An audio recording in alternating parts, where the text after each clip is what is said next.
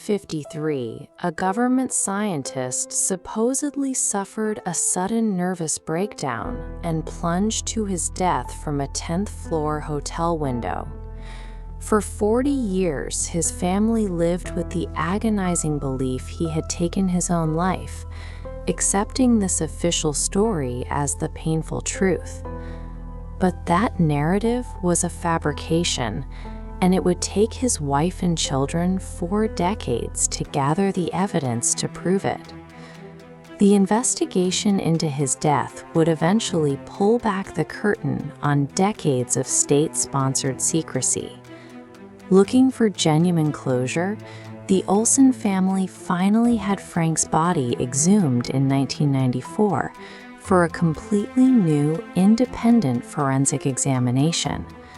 The medical examiner immediately found something the original reports missed: an unexplained severe blunt force injury to the back of the skull.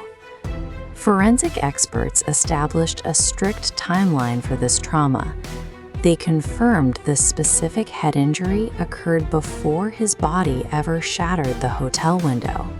Based on this physical evidence, the medical examiner officially revised the conclusion, stating the death was consistent with homicide, not suicide.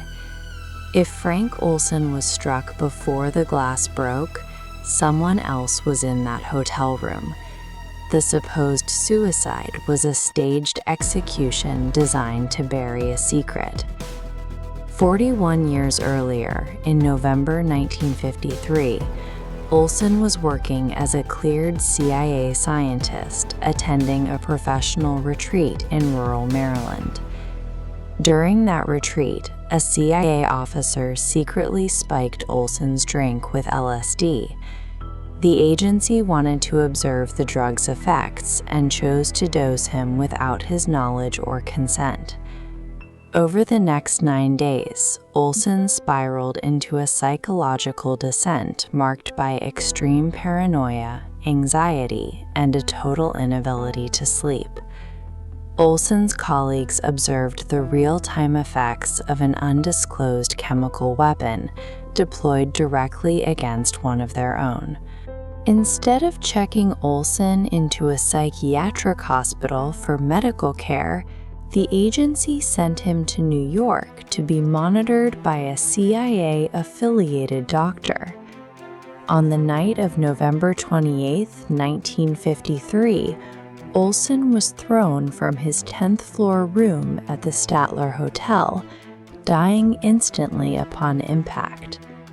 The truth remained hidden until 1975, when a government commission investigating intelligence abuses leaked the details of the drugging incident. The revelation prompted a financial settlement and a formal apology from the White House. The apology revealed Project MKUltra, a 20-year mind control program branching into 149 sub-projects utilizing electroshock, sensory deprivation, and LSD on unknowing citizens. Specific details on those operations are scarce. In 1973, the CIA director personally ordered nearly all MKUltra records destroyed. By wiping out the files in advance, the agency ensured specific motives and actors involved in Frank Olson's death remained difficult to identify. Today, the Olson family holds forensic proof of a homicide and a government admission of the drugging, yet no one has ever been charged or held accountable. That status quo broke just weeks ago, in June 2026, when a congressional task force reopened the investigation into MKUltra. The sudden inquiry was triggered by a whistleblower who testified that dozens of boxes of MKUltra-related files had been secretly pulled from the mandatory declassification review process.